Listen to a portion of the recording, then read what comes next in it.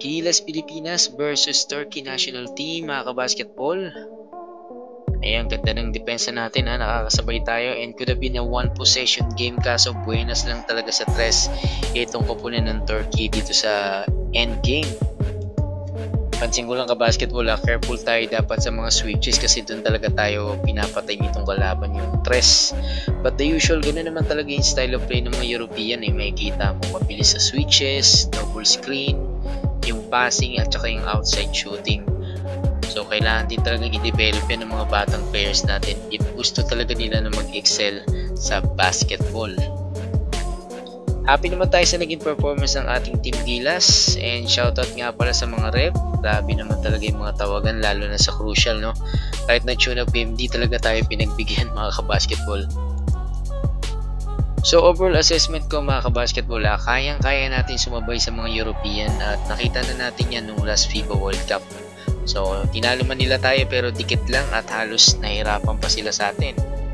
And dito sa larong ito mga kabasketball, pinakita talaga ng ating Team Gilas na kaya natin na makipagsabayan at lumaban sa mga European.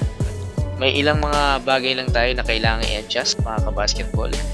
And for sure nakita ni Coach Tim Cohn yan kailangan talaga natin ng mga mas matatangkad na mga players. So okay yung mga player natin mga kabasketball, pati yung point guard na combination. So matatangkad yung ating player. Nahihirapan talaga itong Turkey na pumasok sa loob. And then kailangan natin makasabay talaga sa bilis yung takbuhan mga kabasketball na napakabilis talaga ng laruan dito sa Europe. Siyempre yung specialty nila dyan yung modern big man, mga tumitira sa tres, outside shooting.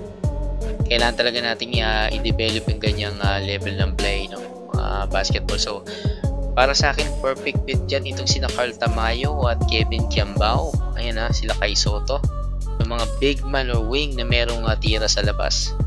Yun nga na mga kabasketball, medyo kinapos na tayo sa bandang dulo, hindi natin na sustain yung ating atake rito. Pero good game pa rin, nice game para sa ating Team Gilas Pilipinas.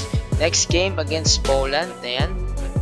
And hopefully mga kabasketball, mas maganda yung performance na ipakita natin dito.